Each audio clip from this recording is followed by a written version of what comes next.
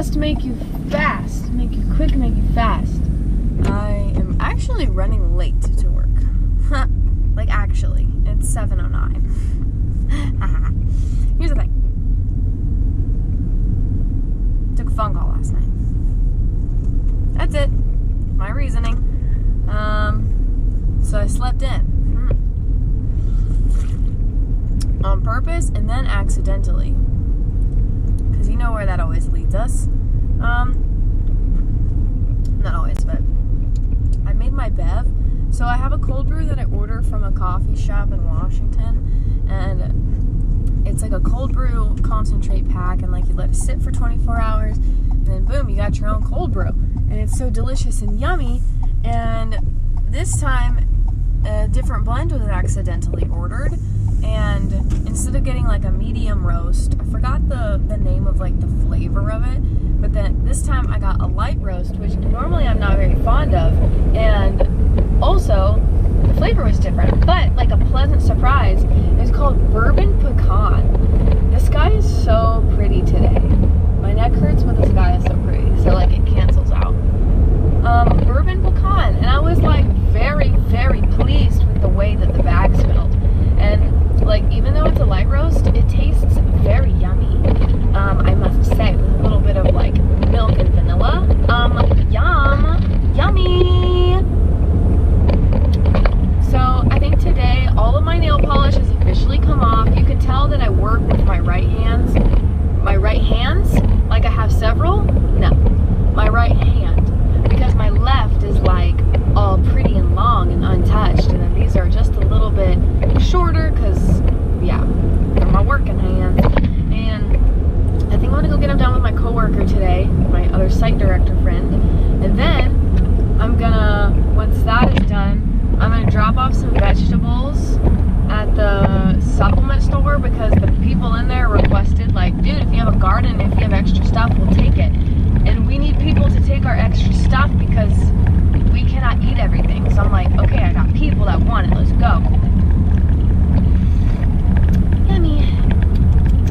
And then I think I'm gonna go to the gym. I actually went to the gym after work yesterday because I went to go get coffee with my friend, and yeah, so is that good thing I have an extra battery in my backpack on accident, because my GoPro is at like 1%, so you could literally die at any moment. Just saying. That's literally how life is, though. You could literally die at any moment.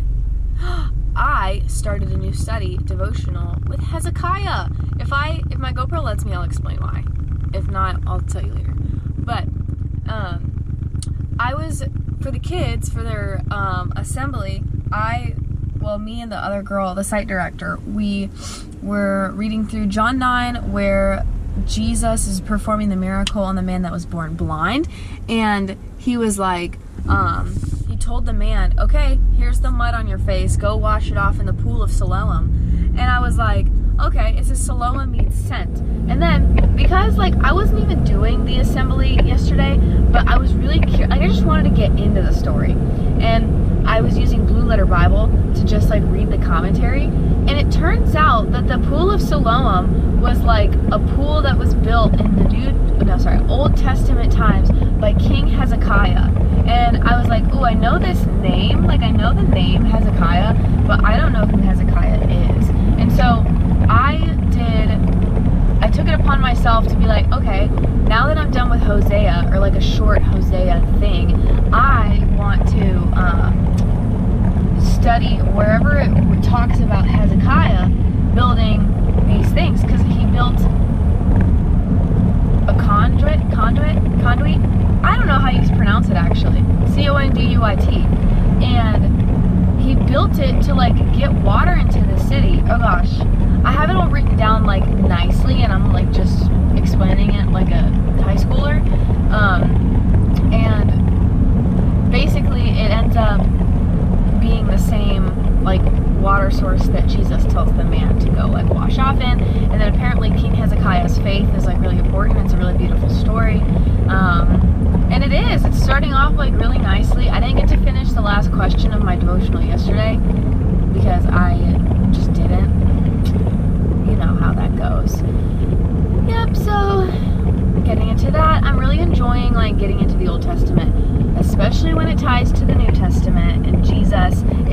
goes full circle. It's nice.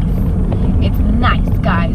I found 2 prophecies that Jesus fulfilled because of the John chapter 9 story, because I was looking at the Blue Letter Bible and going back to the Old Testament. So, he fulfills prophecies. Homeboy is God.